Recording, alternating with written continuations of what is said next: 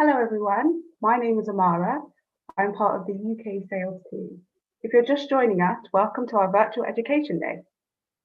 If you attended our previous session earlier this morning, welcome back. It's so great to see all of you here with us today. I'm pleased to introduce our next guest speaker, Dr. Iain Rowe. Iain was one of our first LT users when LT was initially released, and has continued to use LT now at the University of Glasgow to teach physiology across a range of degree programs. Before I pass over to Iain, you'll notice the Q&A button at the bottom of your screen. You can use this to ask questions throughout. Your questions will be answered at the end. There'll also be the option for more interactive questioning at the end of Iain's talk as well. Just as a reminder, this session is being recorded and streamed live on YouTube.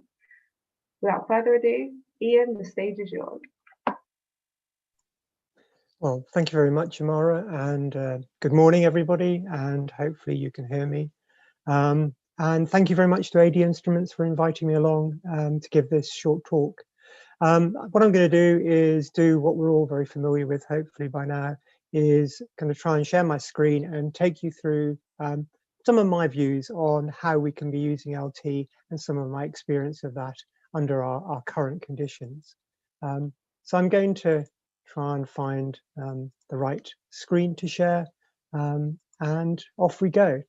I want to look at how we use LT in terms of creativity, of the colleagues who are central to its use, and those colleagues include students, and the kind of co-production of material, which I think is core when it comes to LT. I've just moved to the University of Glasgow, and one of the things we have to do is make students aware of what's going on.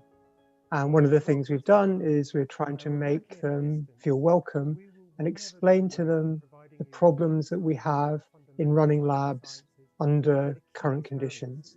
So we put together videos like this in order to try and explain to students what's going on and understand why the context of what we're trying to do, the 2-meter distancing and all these kind of things really do matter.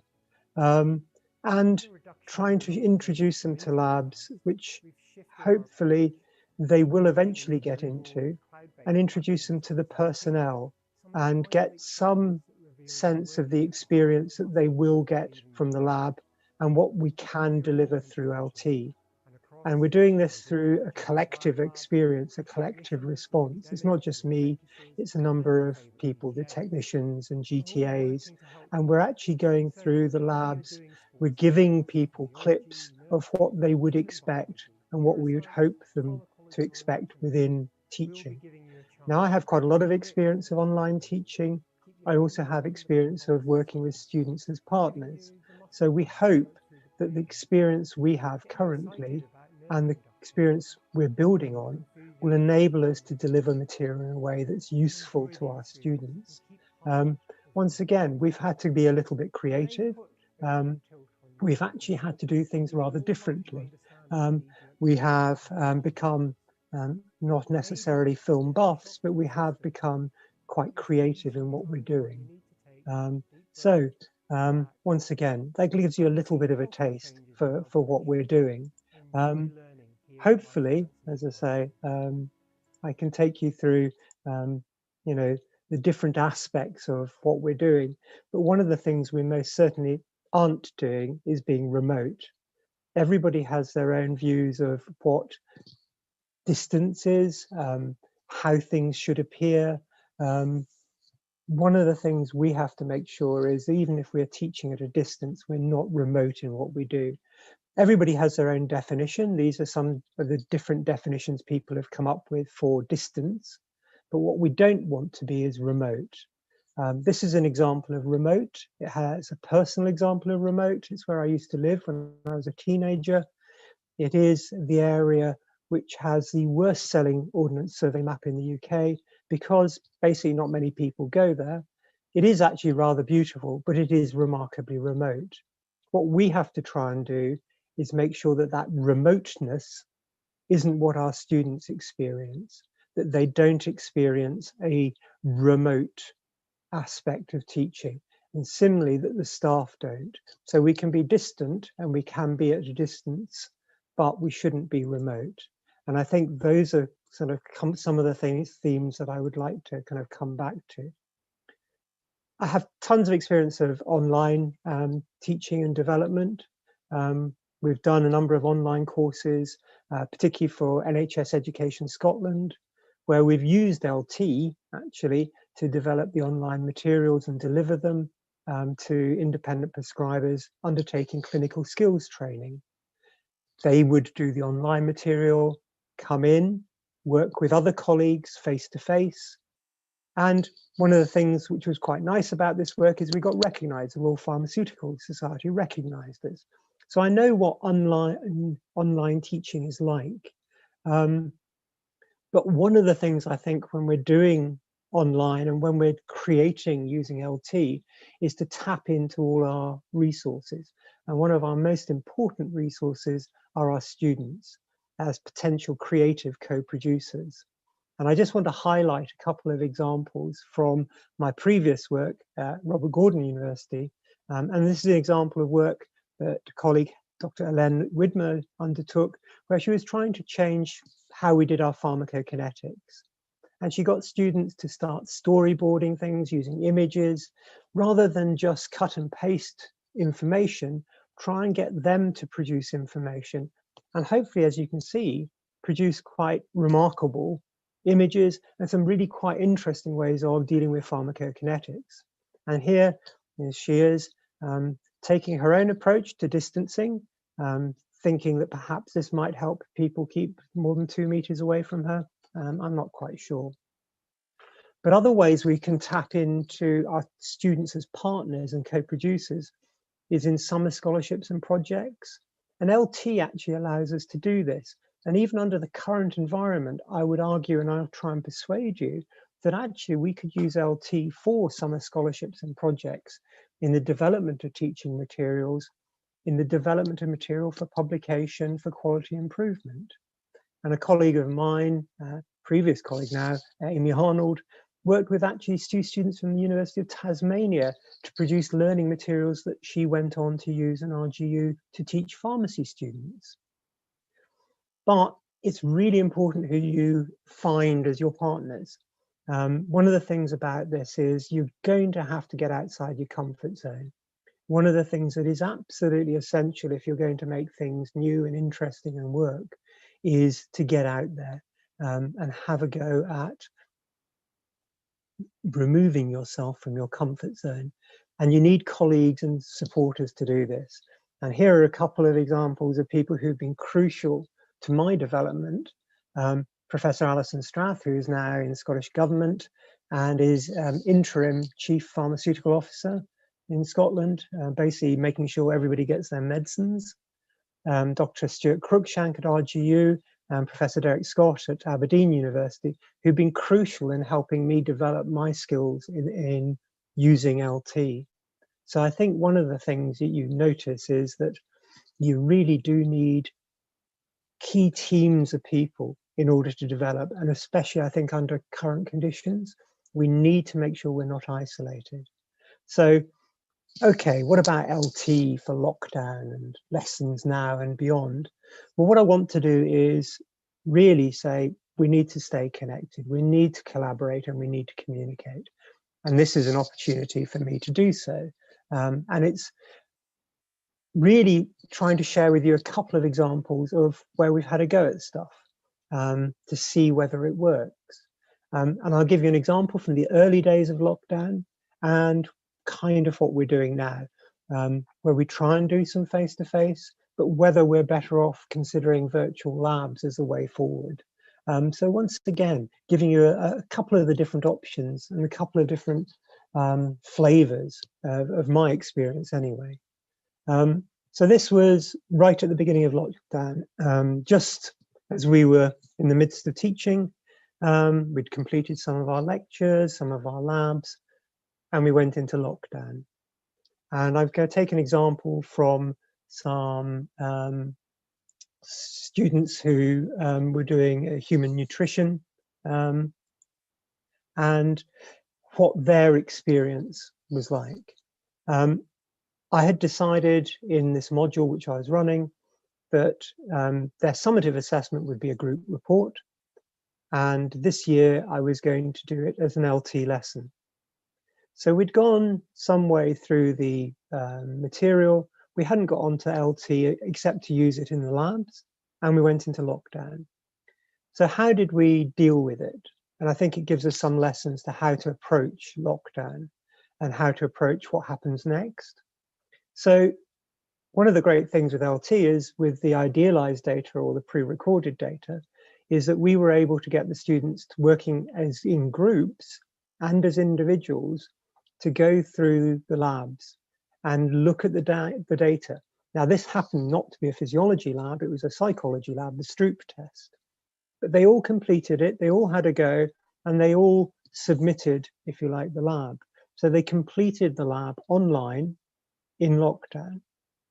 So that, for me, though I had to produce some material to kind of explain to them how to get the idealized data and support the information that was already there. But how to get them to use LT? Well, in RGU, the recording system that they use is Panopto. So I basically recorded myself building a lesson on LT, and I shared that with them. So I went into LT and showed them how to build a lesson and said, this is what I would like you to do as a group to build a report that you will submit as your summative assessment. So this was recorded. Once again, the words synchronous and asynchronous hadn't quite become as synonymous with our everyday living as it is now. But LT is great for this. People can go away, they can work in different places and come back and produce something collectively. We can produce things online, share it with the students. People can do it live. People can do it asynchronously, anytime, remote. Well, distance, not remote. Please, try not to be remote. But once again, we actually had the tools to do it because LT allowed us to do that. Now, this is the first time I'd done this as a project. So doing it for the first time and having a lockdown did actually make it a challenge. But we still had all the, if you like, the normal stuff, the everyday stuff. Moodle still did what Moodle does. Anybody, or whatever your virtual learning platform is. So we used that. What happened then? Well, the outcome was really, I think, well, as good as I'd hoped, to be honest. The students all the groups, all groups of 3 students, so 5 groups, all of them submitted reports, completed and on time. Okay, we allowed them a bit more time to do things, but they all completed things and they actually made really good use. This is an example from one of the projects, and I don't know particularly actually if it's I think it's probably one of the better ones, but they used images, they used links, they used LT, and they made an LT lesson that made sense. And as far as they were concerned, the outcomes were good. They all passed. We had a range of marks. We had 3 A's, 5 B's, 7 C's, reasonable range of marks. And we had a peer mark in there as well. So if people hadn't contributed, hadn't been engaged, or if people had particularly engaged and led on things, that they, if you like, were rewarded. And we found that that did actually shift the marks a bit. So once again, some of the, if you like, the conventional approaches that we take in teaching, we can apply with an LT. One of the things is also looking at the feedback. And once again, a fairly mixed bag. Somebody who found it very difficult, the idea of completing a group task while being in different places was difficult for them. And remember, this was very much early stages of lockdown. While somebody else thought it was the best thing since sliced bread. So once again, but it does show what can be achieved. Once again, if you have the right support and have the right colleagues, because I had support in doing this. So what about now? Where are we up to now? What are my views about LT under the current situation? Well, my views have been shaped by my own experience, as I think happens to our students. In May of this year, I started a new job as a lecturer in physiology here in the School of Life Sciences at the University of Glasgow. Here is our corporate face mask, for if anybody's wondering why I've got these images. And basically, I was in Aberdeen, but I was taking up a new post in Glasgow, and it took me 132 days to actually physically get into my office. Now, I shouldn't actually need to get into my office, but actually I do, because the flat that I'm moving into doesn't yet have broadband. So a number of things where I can identify, I think, quite well with the student experience at the minute. The other good thing is it's a new environment, it's a new place. So using LT in a completely new environment is a really interesting experience. So I've moved during lockdown, and I've started a new job. So what are we doing? What on earth are we doing? Well, this is what we're doing. We're making videos. We're making videos for sports science. Some of them, they aren't for LT. Not everything we're doing is LT based, but we have been filming pharmacology and physiology labs, which are LT'd. But what we're doing is adding extra bits, extra clips and extra information. So the students who can't get into the lab can get some of the experience. And those who are coming in, and some people have actually been running the pharmacology labs, the guinea pig ileum. So it is possible, but you have to space them out. And if you look at the spacing here, we can actually, I think, manage about a maximum of 8 students in there. This was using it for filming.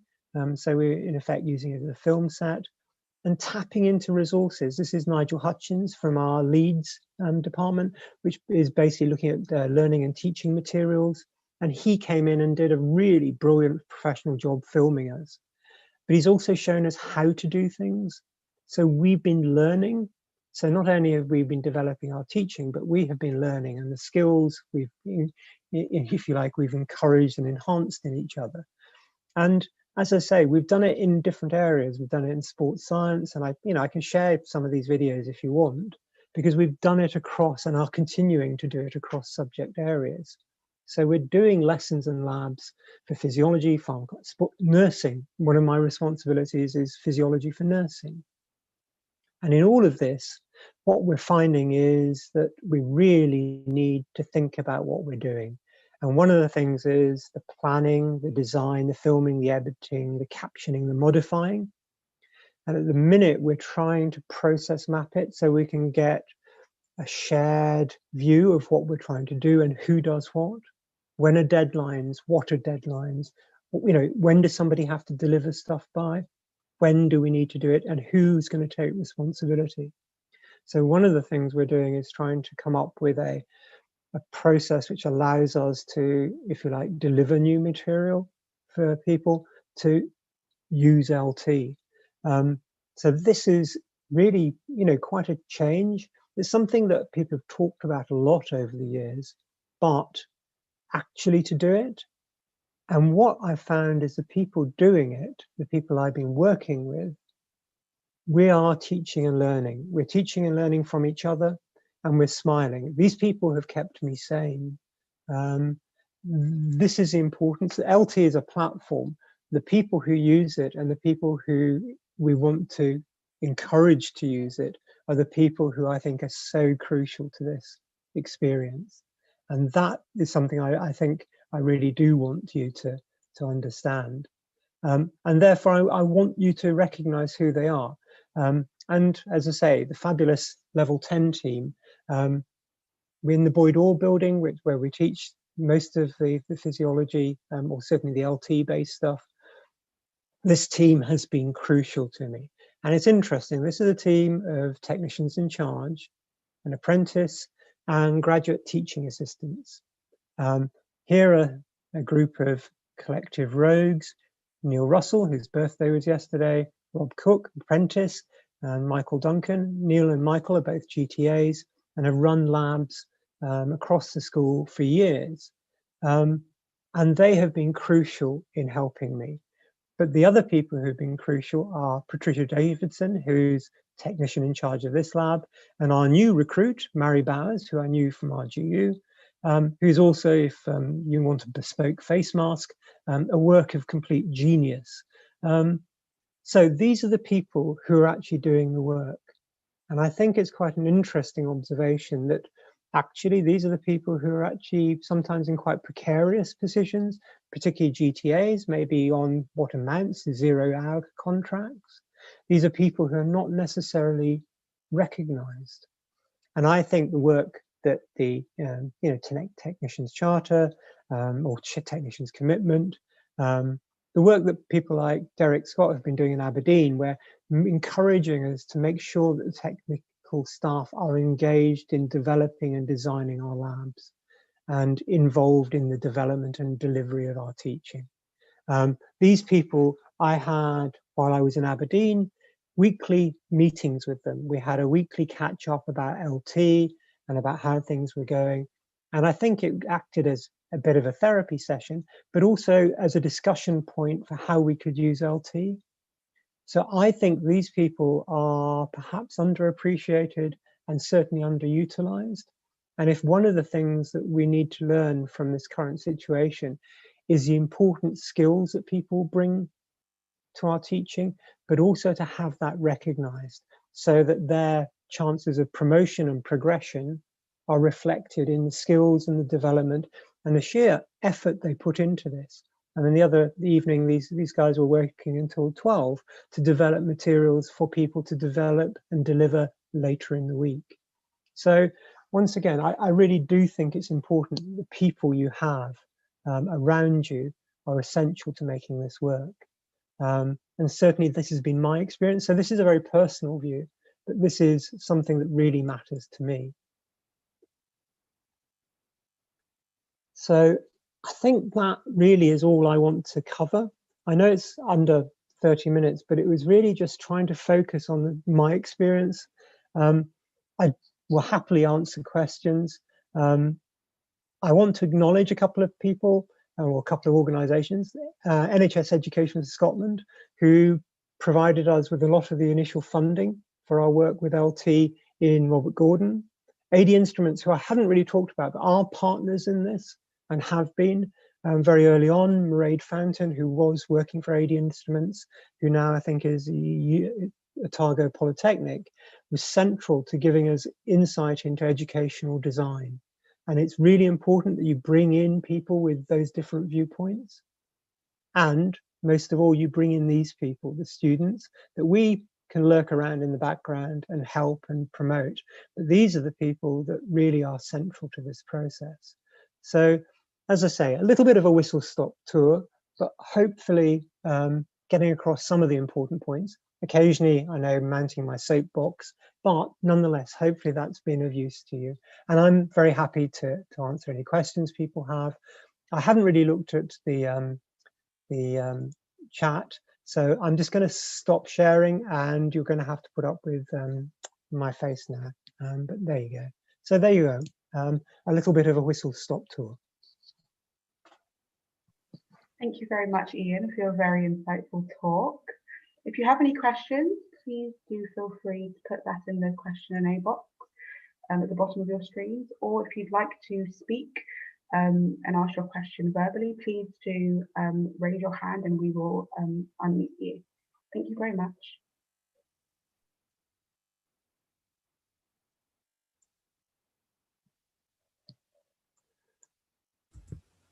Hi Ian, I think there's a question from Darren in the Q&A about feedback from your students on your LT content as used for remote teaching. Yeah, I think there's the two groups. There was the initial online kind of the professionals, the independent prescribers who we actually built into it kind of feedback, and they were really quite happy. The groups that we've used at the minute, I think the ones from RGU where I did the group report, as I say, it was a mixed bag. Some really liked it. Some found the fact that they couldn't meet physically a problem, but their feedback on LT content and their feedback on LT was actually fairly positive. They found it reasonably easy to use. Certainly they found the information very useful. So I think both in developing lessons, they found it useful, and also in the content of those lessons.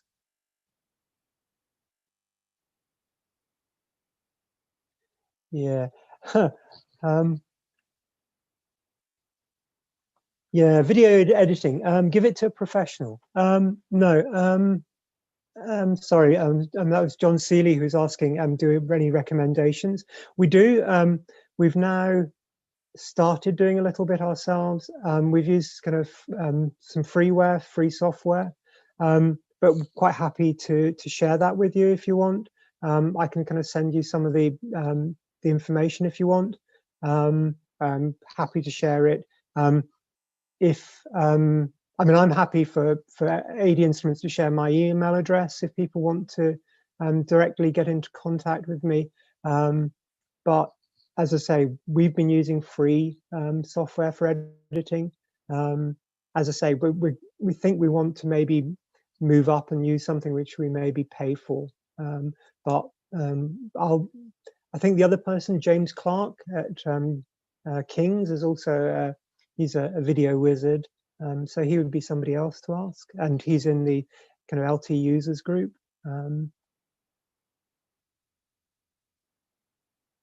Where else do we have?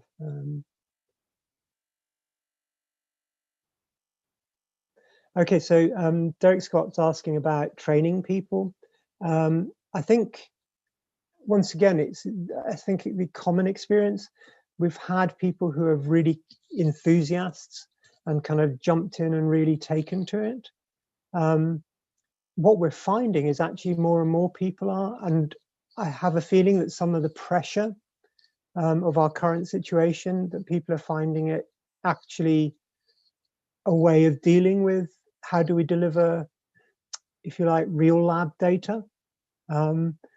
Once again, I think we have to be careful that we're not going to be seen as a LT editing suite. I think trying to persuade people to take that responsibility on themselves is always a challenge. But actually, I've been really impressed with my colleagues, hugely impressed with the team on level 10. I mean, they've been fabulous. But actually, a lot of the course leaders have been really good as well. So some real positives, actually. Other people, I think, once again, it's about change management, giving them the opportunity to see how it can help, and also sharing good practice. I think sharing good practice is perhaps the best way, showing them what you can do. And I know it's not always comfortable, because it does look like a bit like showing off sometimes, but you do actually, I think, have to put out your good practice.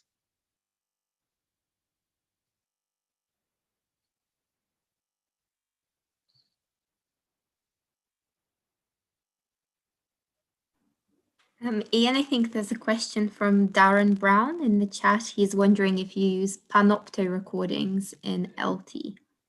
We use Panopto I used Panopto in RGU to record me using LT, if you see what I mean.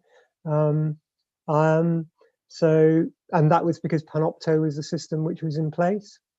I've used it now with Zoom as well. I've done a Zoom teaching sessions, so I haven't done it the other way, trying to put some from Panopto into LT, but I've used Panopto to deliver it, and it worked fine as a recording system. So I'm not quite sure if that's what the question was. Sorry, I can't see that one. Where's the chat gone?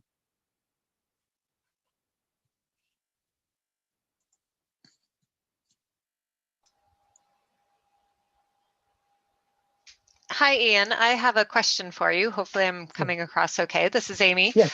Hi. Hi. Can you explain a little bit more about the exercise that you had your students with authoring within LT, and how that went? Well, yeah, because I usually we get students, you know how it is, go and write a report, that's our usual our output very often for an assessment. And I just thought that rather than having yet another 2,000 word report, that maybe using an LT lesson would be an interesting way of reporting. So I asked them to report on an introduction to research project, which was basically for them to come up with a hypothesis of something they wanted to test in nutrition. So a dietary intervention and what effect it might have on behavior, reaction times, learning, memory.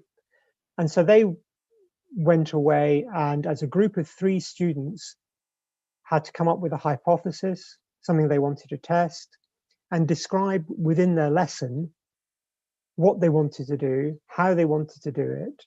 So they would produce background information, much like you would with an introduction in a report.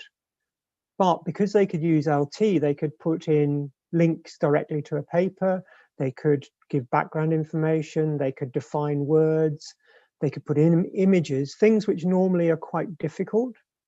Once again, with all the usual criteria to do with, whether you can use the images or not. And then say what they would hope the output of their research would be and where it would lead. They also had to deal with references. So all the things you would expect in a report, but delivered through an LT lesson. So that was I think, the first time I've ever used it for that use.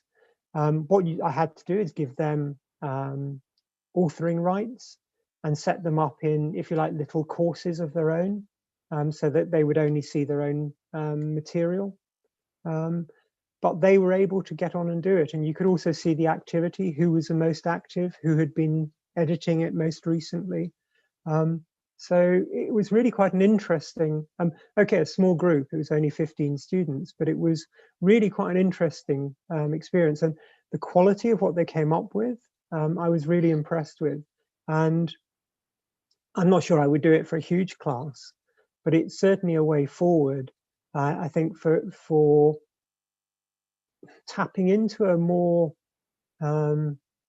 inventive approach, a more creative approach for some of these reports, and also some of the things that they're going to have to do out in the real world. If they're going to report to colleagues, perhaps not everybody wants a 10-page report. Maybe they want links, maybe they want to see YouTube videos, things like that. So hopefully that gives you a flavor of what it was like.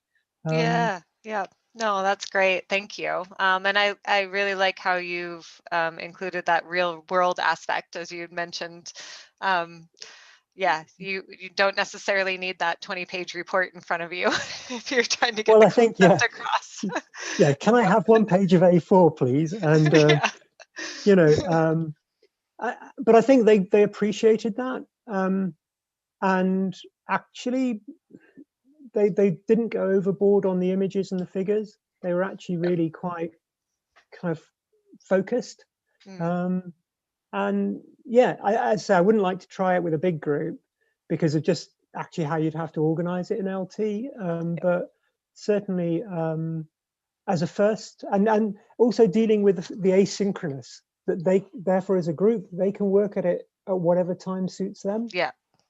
And I think that for me is also one of the revelations of this, that everybody's been talking about asynchronous working. Yeah. And here we have a way of doing it. Yeah, they have to take the creative control on themselves and organize that. Oh, that's great. Yeah. Thank you. It's okay. I think there's some other questions that have come through. Yeah, okay. I'll let Kat. I'll let Kat lead that. Sorry. Yeah. Where are we up to?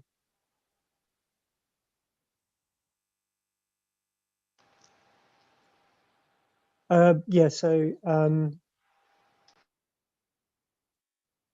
yeah, where are we? I just go through in the order. I think there's one again from Derek about training purposes for LT. Yeah. Yeah, we really haven't made enough use of it yet. Mary Bowers, who's just joined us, is really keen on using it for capturing training for the labs.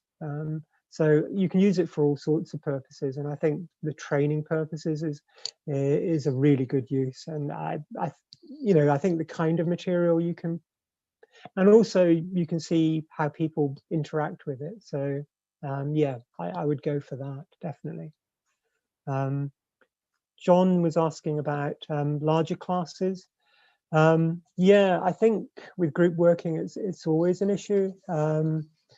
Ideally, small groups of 3 is fine, but if you have a really large class, it's going to be difficult potentially. In LT, the issue is with authoring. That I think it becomes quite a challenge. But certainly for lab stuff, one of the things we're going to be trying to do a bit more of is actually using it with some of our bigger labs and getting students to work as groups. I saw, and I've forgotten her name, and I do apologize, from the University of Sydney, where they've been using LT for groups, lab groups, using Zoom, where you can share screen. So I think it's possible. I think once again, it's trying it and being willing to have a plan B when it goes a little bit pear-shaped. So I think it's possible, and we're going to try some of the larger classes. Whether we're going to do group work or whether we'll get them to do it as individuals, it's a bit. I would like them to do it as groups, because I think the benefit that comes from working and socializing, I think we need, particularly under these conditions, to socialize learning. If we don't, we have a lot of people just working away on their own. And you and I, probably more and well aware of the challenges of that. And we really don't want to encourage that. I think for our students and for ourselves, socialized learning and socialized working is really important. But what I can tell you is it will let you know. We're happy to share stuff. We're happy to share experience. And if things are not working, equally, we may also come back to AD Instruments and say, okay, can you add a new tweak to LT so that we can do this more easily? And once again, people like Tom have been very helpful in us being enabled to do this. So sorry about that. That's a long, well, that's my way of answering, I'm afraid. Sorry, Mary. Oh, right.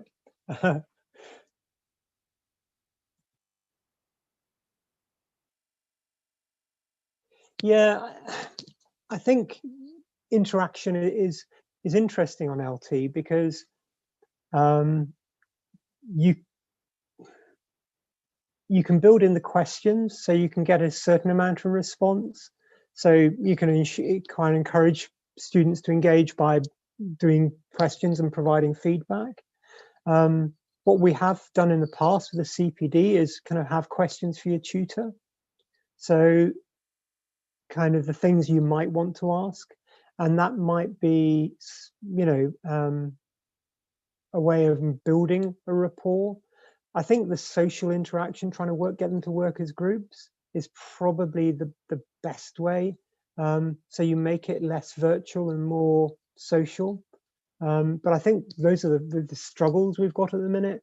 And I think we just have to try it.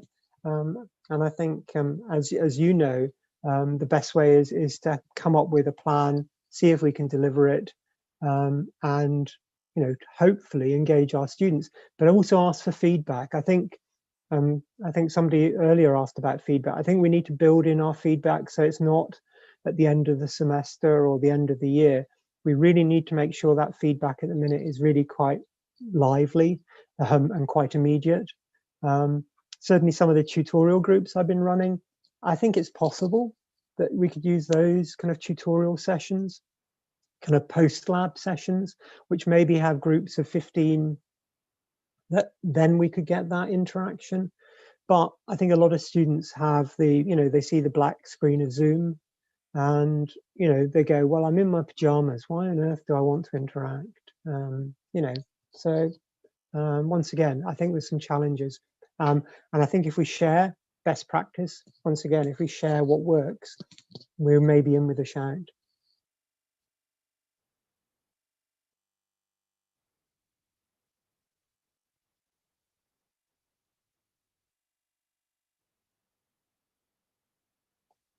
I don't know if there's any more. I think that's us.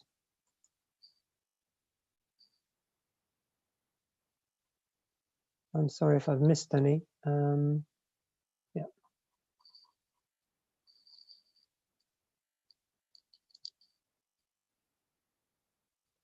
As I say, happy to anybody who does want to chat later or want to get in touch with us. More than happy to share. We've had a long history of working as a Scottish LT group users, and now the UK and the Europe-wide user groups. I think sharing best practice is the way forward. So more than happy to chat. Thank you very much, Iain. My colleague will be passing out your email address to the attendees of this call. So if there are any questions, do let us know or get in contact with Iain directly. Yeah. So I guess this is the end of our session now. That's good. No one else has any more questions? No. Okay. Well, thank you very much, and thank you very much for inviting me along, and thank you everybody for the interesting questions, and hopefully be in chat sometime soon. Okay, thank you. Thank you very much, Iain, and we will reconvene at 1 o'clock with a session from Tom.